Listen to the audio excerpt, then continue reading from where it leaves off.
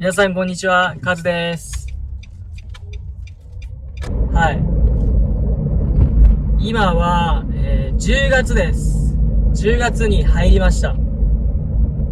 10月になったのに、まだ暑いです。今日の最高気温は33度です。はい。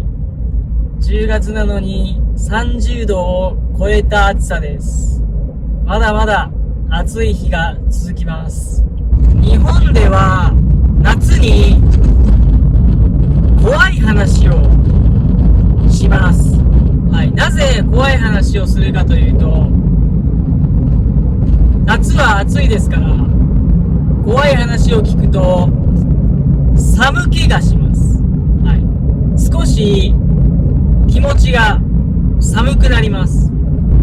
夏が終わる前に皆さんに怖い話をしたいと思います。眩しいです。太陽の光が眩しいです。はい。今、夕方ですから、西日が出ています。西日です。はい、この時間は、すごく太陽が眩しいです。はい。それでは一つ目の怖い話をしたいと思います。これは私が体験した話ではありません。私の兄が実際に体験した怖い話です。私の兄は病院でアルバイトをしていました。病院の掃除です。病院の中をきれいにするアルバイトです。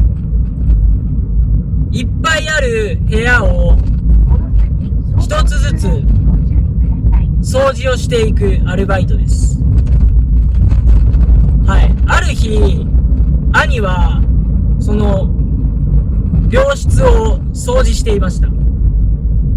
その病室にはおばあさんが一人だけ入院していました。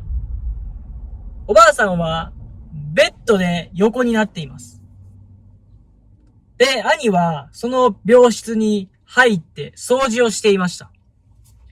おばあさんはペットボトルを手に持っていて、そのペットボトルを投げます。はい。で、ペットボトルが落ちます。転がります。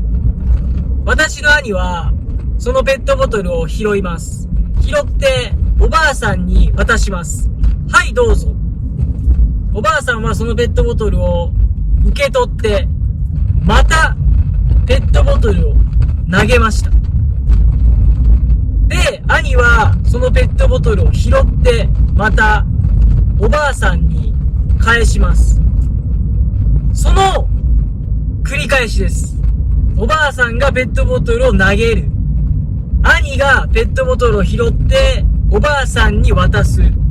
それを何回か繰り返したそうです。で、私の兄はそのおばあさんに聞きました。おばあさん、なんでペットボトルを投げるんですかって私の兄はおばあさんに聞きました。そしたらおばあさんはこう言いました。そこに人がいるので、ペットボトルをあげてくださいって言いました。でも、その部屋には、おばあさんと兄しかいません。その部屋には、おばあさんと私の兄しかいませんでした。ペットボトルをそこの人に渡してくださいとずっと言っていたそうです。で、兄は怖くなって、その部屋を掃除せず出ました。兄はあまりの怖さに、すぐその病室を出て行ったそうです。これすごく怖くないですか？すごく怖い話です。多分、おばあさんは何かが見えていました。私の兄は、その幽霊とか見えません。でも、おばあさんには、それが見えていた。そういう怖い話です。幽霊かどうかはわかりません。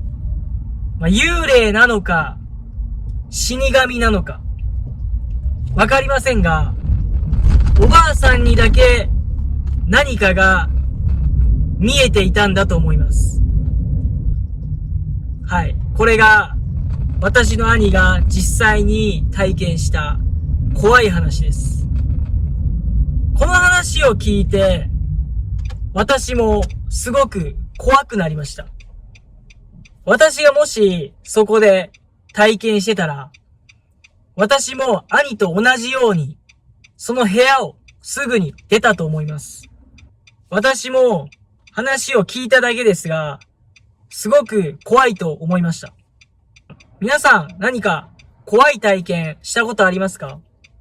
実際に体験した話があれば、コメント欄にコメントください。はい。こういう怖いことがありましたとか、何でもいいです。怖い話をコメント欄にぜひ書いてください。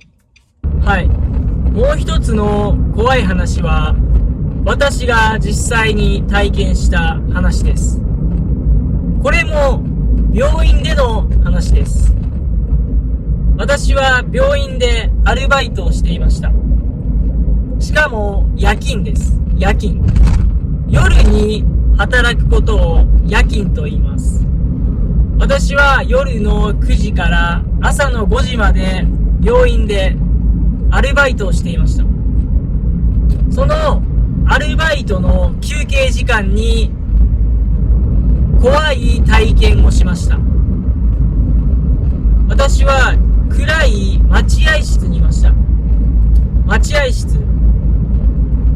病院のソファーで休憩をしていました。休憩は1時間ぐらいです。休憩を1時間していました。で、もうすぐ休憩が終わりますから、私はソファーから立って出口に向かいました。出口までの間に大きなエレベーターがあります。エレベーター。そのエレベーターは夜は動いていません。はい。夜は患者さんが一人もいませんから、そのエレベーターは動いていません。ですが、私がエレベーターの前を通りかかった時に、エレベーターが動き出しました。エレベーターが下の階から上に上がってきました。そして、私の目の前でエレベーターのドアが開きました。私はすごく怖くなりました。突然エレベーターのドアが開いて、でもエレベーターの中には誰もいませんでした。突然エレベーターのドアが開きました。でもその中には誰もいませんでした。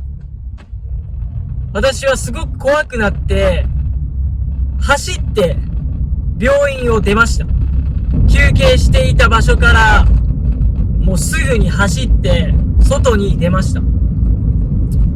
すごく怖かったのを覚えています。あまりに怖すぎて、一緒に働いてる人にそれを言いました。実はさっき動いているエレベーターが動いてドアが開きました。一緒に働いている先輩に言いました。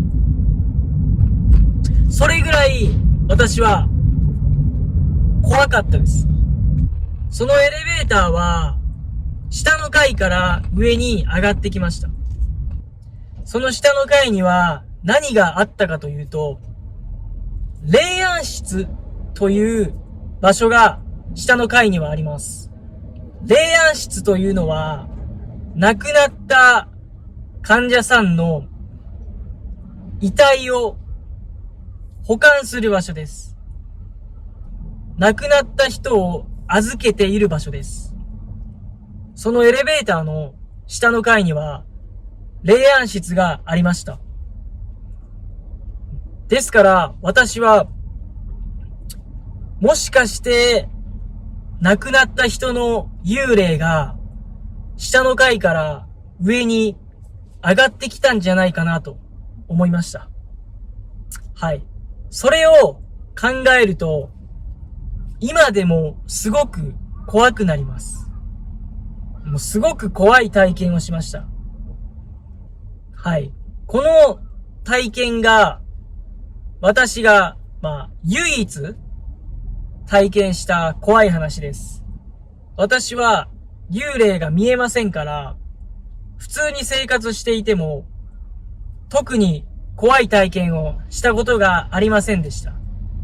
でも、その病院でアルバイトをしていた時に、そういった怖い体験を一度だけしました。あと、もう一つ、これは怖い話ではありませんが、不思議な体験をしました。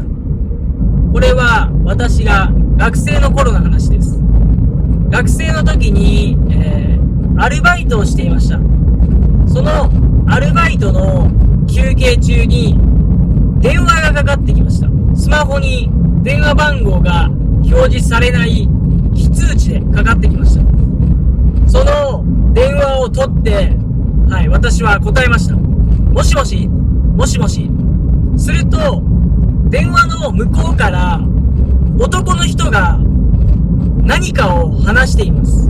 で、よく聞いてみると、マキシマ、マキシマ、マキシマ。この4文字、マキシマというこの4文字の言葉をずっと何回も繰り返し言っていました。